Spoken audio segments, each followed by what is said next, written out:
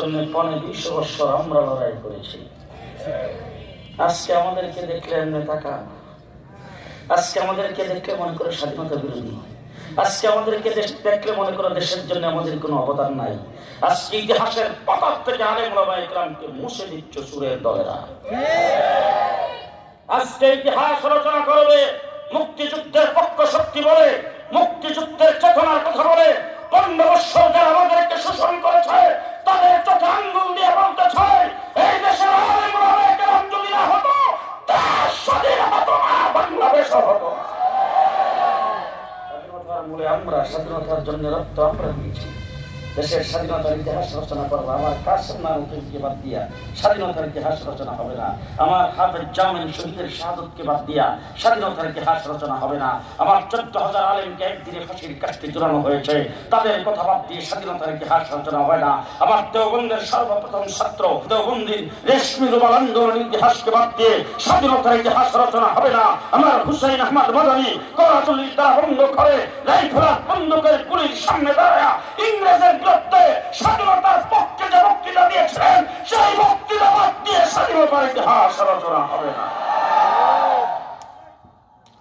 তোমরা স্বাধীনতার ইতিহাস আমাদেরকে শেখাও। দেশের জন্য রক্ত আমরা দিয়েছি, পরে 200 বছর লড়াই করেছি, পরে 200 বছর। 1947 দেশ স্বাধীন হয়েছে। ইতিহাস তালাশ করে দেখেন, পূর্ব পাকিস্তানের পতাকা উত্তোলন করেছেন হযরত জাফর আহমদ উসমানী, আর পশ্চিম পাকিস্তানের পতাকা উত্তোলন করেছিলেন শিব্বির আহমদ উসমানী। পতাকা সর্বপ্রথম আমরা উত্তোলন করেছি। ইতিহাস থেকে আলেম ওলামা ইকরামকে বাদ দিবা। স্পেন থেকে ইসলামকে বিদায় করেছেন, আমার এই দেশ থেকে একদিনের জন্য ইসলামকে বিদায় করতে পারে না। আজকে কেউ বিসমিল্লাহ বলে আর কেউ মাথায় পট্টি বেঁধে হাতে তসবিহ সরাইয়ে আজকে যারা শপথ বাক্য পাঠ করো, ইসলামী মূল্যবোধের কথা বলে যারা বারবার ক্ষমতায় যাও, তাদেরকে বলতে চাই উলামায়ে কেরাম যদি যুক্ত না করত তোমাদের ক্ষমতার মুখ দেখতা না। দেশের জন্য লড়াই আমরা করেছি, রক্ত আমরা দিয়েছি। প্রায় 1.5 মাস রিমান্ডে ছিলাম ডিবি অফিসে। টিম আমাকে জিজ্ঞাসাবাদ করেছে, রাত্রদিন 24 ঘন্টা কি নির্যাতন করেছেন সেটা আমি এখন আপনাদের সামনে বর্ণনা দিতে পারবো না। রাত্রে তারাবি পড়তে দেয়নি, কোরআন শরীফ তেলাওয়াত করতে দেয়নি। রাত্রে 12টা, 1টা, 2টা, 3টা আসেন আসেন আপনাকে জিজ্ঞাসাবাদ করা হবে। যাদের সামনে যাইতাম যাওয়া মাত্রই বলতো পাকিস্তানি রাজাকার, তোর হাফিজ হুজুর পাকিস্তানি রাজাকার, তোর শামসুল ফরিদপুরি পাকিস্তানি রাজাকার, তোর মুফতি আমিন পাকিস্তানি রাজাকার, তোর শাইখুল হাদিস পাকিস্তানি রাজাকার। এরকম ভাবে রাজাকার রাজাকার বলে যারা আমাদেরকে বলেছো, আমাদেরকে গালি দিয়েছো, যারা আমাদেরকে উঠতে বইতে রাজাকার বলতা, আর তোমরা স্বাধীনতার পক্ষ শক্তি এখন গেছো কোথায়? কথা কথাই বলতা পালাবো না, এখন কোথায় গেছো? এখন কোথায় গেছো? আজকে আলেম ওলামা ইকরামকে সাক্ষী রেখে বলে যাচ্ছি, 54 বছর হয়েছে বাংলাদেশ স্বাধীন হয়েছে, আজ পর্যন্ত দেশের কোন একটা মসজিদের মুয়াজ্জিন, কোন একটা মক্তবের শিক্ষক, কোন একজন আলেম পাকিস্তানের পক্ষে একটা টু শব্দ আমরা করি না।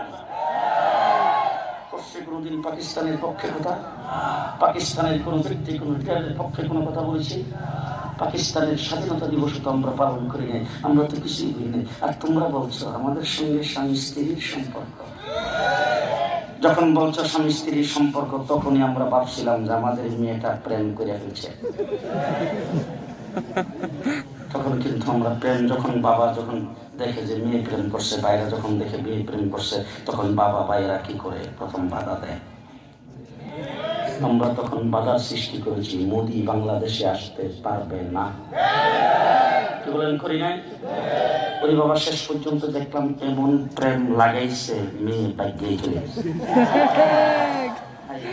মেয়ে যখন বাইকে চলে গেছে তখন বাবার ভাই তারা কি করে, তারা তাড়াতাড়ি বলে মেয়েটাকে আনো, দিয়ে দাও, আমাদের মেয়ে আমাকে ফেরত দাও, এই মেয়ে তার থেকে চলে আসো। এরকম করার পরে যখন না আসে তখন কি করে?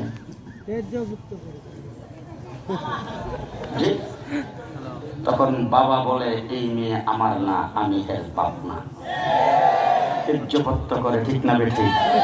আমরা এখনো বলবো আমাদের মেয়ে আমাদের কাছে ফেরত দাও। কি লুটপাট করেছে আমরা সবকিছুর বিচার করতে চাই। আর যদি ফেরত না দাও তাই আমরা তীর্য করে দেবো, বাংলার মাটিতে কোনদিন আর পা রাখতে পারবে না।